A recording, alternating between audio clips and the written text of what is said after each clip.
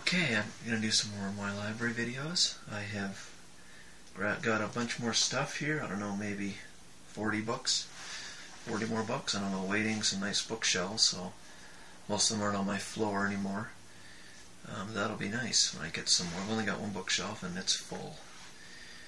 Alright, I will start with this one. Ernest Hemingway's Old Man in the Sea. Most people read it in high school, I think, but I did not. So I thought I should have it, especially for cheap. Here's Dan Brown's The Da Vinci Code. I do have Dan Brown's Angel and Demons, which I read that one. That was good. It's with Vatican and sort of about conspiracy theories and stuff like that. This is, I think, after Angels and Demons? I think so, but I have not read this one. But Sense and Sensibility by Jane Austen. Yes, Jane Austen. Got this one cheap as well. I'm reading this one, The Ominous Parallels by Leonard Peikoff. The reason I picked this one up, or I ordered it online, is it talks about how the ideas of a nation or a culture fuels what it does. In particular, Nazi Germany is ruled by certain philosophies, certain metaphysical and epistemological philosophies. Those premises derive the kinds of things they do in terms of their politics, in terms of their ethics. So I've been reading it.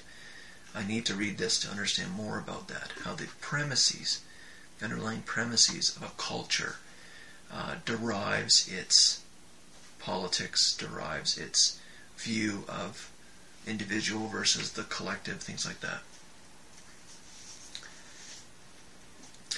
Here's New Worlds, Lost Worlds, The Rule of the Tudors. So this is about British monarchy. It was really good condition. I've seen books about the Tudors quite often in used bookstores. Never really bothered with it, but something like this, it was only $2, I think. A nice, good hardcover, perfect condition, and history book, non-fiction. That's a win. So I grabbed that one. So that'll be in the British section if I ever get a big British section.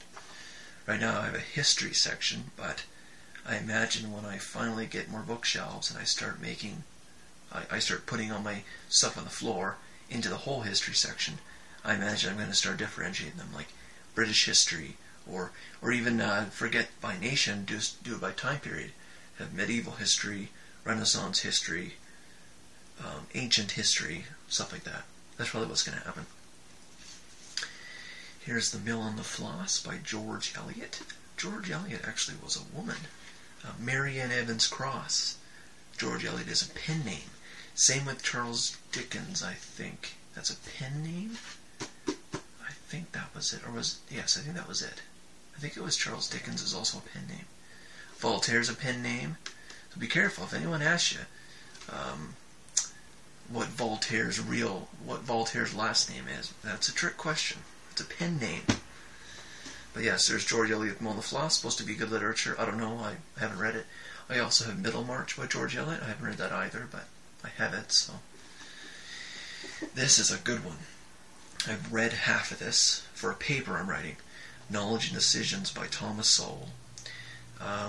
This is a great book about how decisions are made. First of all, it talks about the nature of knowledge, that knowledge isn't free, costs money to acquire knowledge. And it also talks about, what was the other thing, knowledge, and then decision-making, how decision-making is made.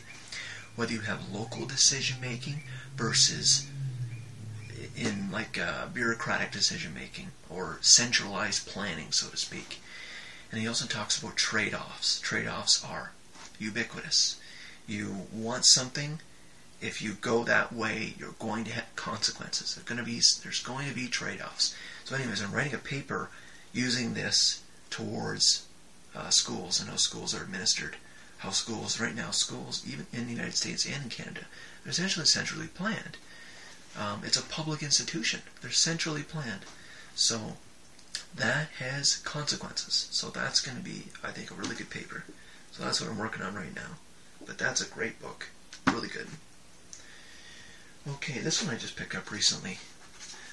Within Reason, Rationality and Human Behavior by Donald Calne, I guess. I haven't been doing any years. I'll do this year, though. This is a neurologist talking about reason. And this is 1999. This is about a neurologist who talks about reason. If people are reasonable, if you look at cultural change, or is a culture really rational? Are they using reason?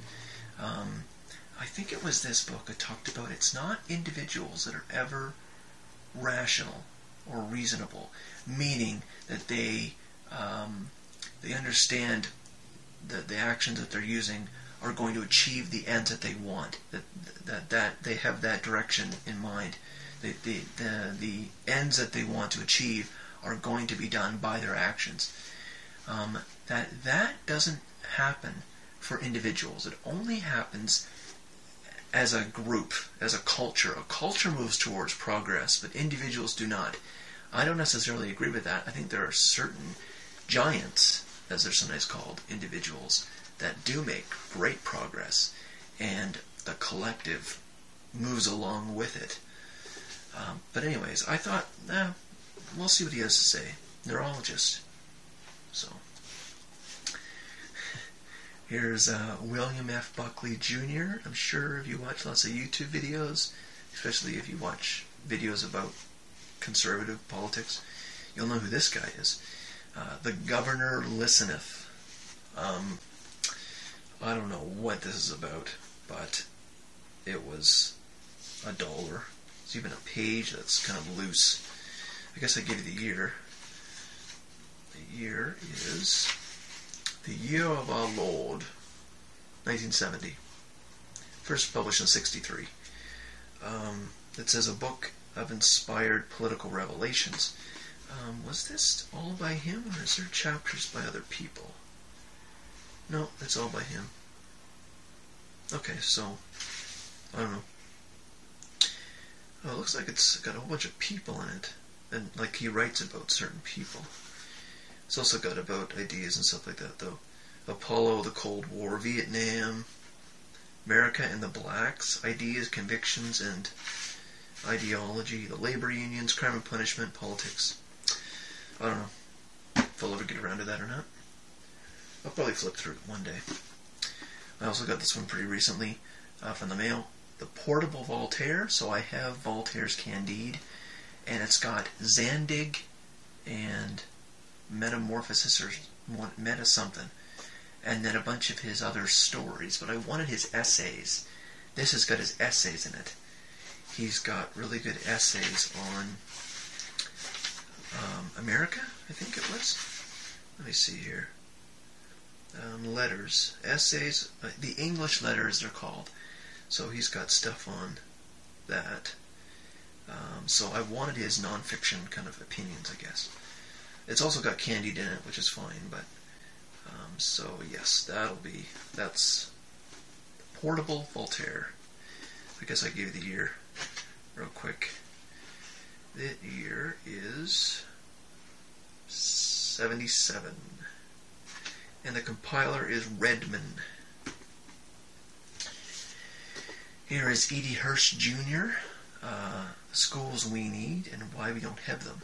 So this is about classical education, essentially. Classical ed, so learning about the Greeks and things like that, as well as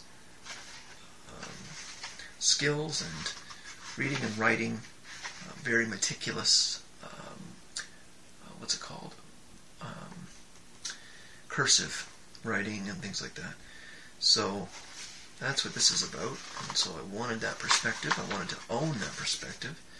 So I purchased the book, had it sent here. You may know he also wrote Cultural Literacy. I actually have that here from the library, though.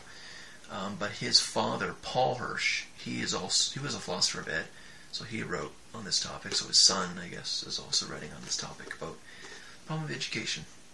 And everyone has an opinion, don't they, about the problems of education. Charles Murray, The Real Education. 4 Simple Truths for Bringing America's Schools Back to Reality. This is a really good one. As soon as I read a little bit of this, I bought it right away. This was, I think this was 2010, like it's just came out. Oh no, it's 08? 08. Yeah. I'll give you his 4 points. Ability varies. So he talks about, I read this, by the way. He talks about, you've got a bell curve, which I'll get to. I have that book and I should have brought it over here. I guess it'll be in the next pile. 50% of the people are below average and 50% of the people are above average. Guess what? That's by definition. Okay? So ability will vary. Not everyone is smart. Not everyone is going to be very intelligent, right? Ability varies in people.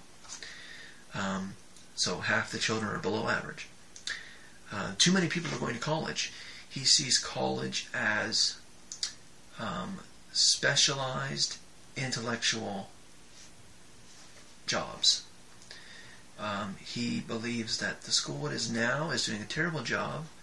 It needs to do far more liberal ed type stuff that everyone needs to know, or sometimes it's called general education. Everyone needs to know certain things like certain kinds of literature, certainly mathematics, literacy, obviously. And after that, people should be going off to work or to get practical degree in something, a trade, or they go off, if they want, they go off to university for something very specific. He says, another point he says, how we educate the academically gifted, our future depends on it. So he absolutely wants to have, I don't know if necessarily special programs for gifted, but he values the gifted. There is an argument to be made that right now, I think it's 10 times the amount of funding goes to a child with a disability versus a child who is gifted. I think Charles Murray would probably say that that is wrong. He might even say it's morally wrong. He might claim that the future of our society as a species is going to depend on our gifted. It's not going to depend on our those with disabilities, mental disabilities. It's not going to depend on them. So he would claim that we need to, if there's any moral case to help the mentally disadvantaged to acquire to their capacity an education, an exact same moral case should be made to educate the gifted in their capacity, which is by definition more than the average person. So that would be what he would say. We'll do another one by Charles Murray. Human Accomplishment by Charles Murray. Everyone should have this. This is a great book. This is a great survey of what he calls excellence in the arts and sciences from 800 BC to 1950. He generates what would you call it? An instrument or a way of measuring excellence throughout the whole world, and he compares. He does literature, he does painting, sculpture, science, like all the different natural sciences, chem, bio, physics. He does, what else? There was a list here. Maybe I should find the list real quick for you of what he's going to do. Maybe it's in table of contents, actually. I'm just about, when I'm reading this, I'm just about before he actually presents all his data. So he did a massive literature review of all kinds of experts that talk about literature, experts that talk about physics, experts that talk about etc. And he, every time a name was mentioned, that was a data point. So for example, he says, I think Michelangelo is of the highest excellence level. He doesn't call it excellence level, but he is of the highest excellence score, index score, or something like that, for art. Michelangelo, for the world, or at least the data points. I think the data he looks at is India, China, well, they depend, they're a little bit different for each category, like science versus or painting or whatever. They're a little bit different for each, but it's really interesting. It's fascinating. So that's a good one to get. Grab that. Human accomplishment.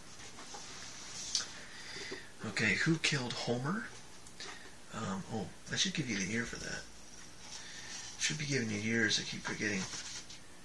This is 2003. So who killed Homer? The demise of classical education and the recovery of Greek wisdom. Victor David Hanson and John Heath. This is recent, 2001. So I think the title speaks for itself. I've read a little bit into this one. Isn't it nice that I actually can talk about the books? I deplore some of the books that I've done that I just be like, yeah, I got it, and I don't know, and I'd like to be able to talk about them a bit, and I guess I can for some of these because I've been reading them. These guys really beat on classical university profs. Classics in university. You can take the classics in university. It's often a department of the humanities. Classics, it's called, and they talk about antiquity, talk about Greeks and Romans and stuff like that. He really bashes them. He says that they are, or they, the two of them say that, I don't know how critical I can be. He really trashes them and says that they're become too specialized, and they haven't been considering the culture of the Greeks. They've become so specialized that they've denounced even the name of Greeks. They say, what Greek?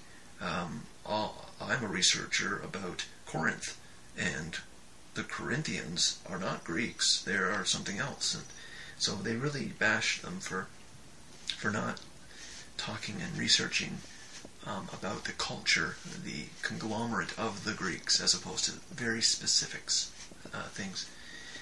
And I haven't gotten into it yet, but it's supposed to be about the demise of classical ed. So that's along with E.D. Hirsch's book. So that's why I have that one too. Okay, got more for this video. Oh yes, so I was in a bookstore in a not this town, not the town I'm in, and I found Decline and Fall of the Roman Empire, Volume 4 by Gibbon. So I've got one of, 6 volumes or 7? It might be more than that. I don't know. It might be up to 10. It's probably 10. I've got one of them. So will I get the others? I don't know. Maybe. But I've got the one. Look at this old photo that's got some kind of tissue paper stuff over top of it. Look at that. Isn't that neat? I think that's pretty neat. That's Charlemagne, by the way. So this is... I should give it a year. Actually, I don't know if... I remember looking in here and there was no publication date. Which is terrible. Yeah. I imagine the publication date is with the first volume, but they should be doing it for all of them. I don't know. So, I've got Volume 4. The Climax of Rome by Michael Grant. Michael Grant is a popular historical author, but a good one. So, The Climax of Rome, so I've got that. For history, and it's got some pictures in here as well. I'll show you that just for fun. So, that'll be the history section. History of Antiquity. The Chan's Great Continent. China in Western Minds. So this is about China from a Western perspective, I guess. I think that's what it was about. Yeah. Give you the year. 98 by Spence. So I guess this is about China from a Western perspective, I guess. Yeah. One more for this video. Very old binding. This is about philosophy. Plato, Epictetus, religious, crazy. Marcus Aurelius. Marcus Aurelius was not a sophist. He was I'm not going to remember now. It's one of the S's. I don't know. Darn. So this is quite a neat binding. It's got gold, and it's got I don't know what you call those things. It's got an internal bookmark, a ribbon. So I'll have that. That's nice. So it's got the Apology, Phaedo, and Credo by Plato, the Golden Sayings of Epictetus, and the Meditations of Marcus Aurelius. So that is fine. Alright, one more video to go with about the same number.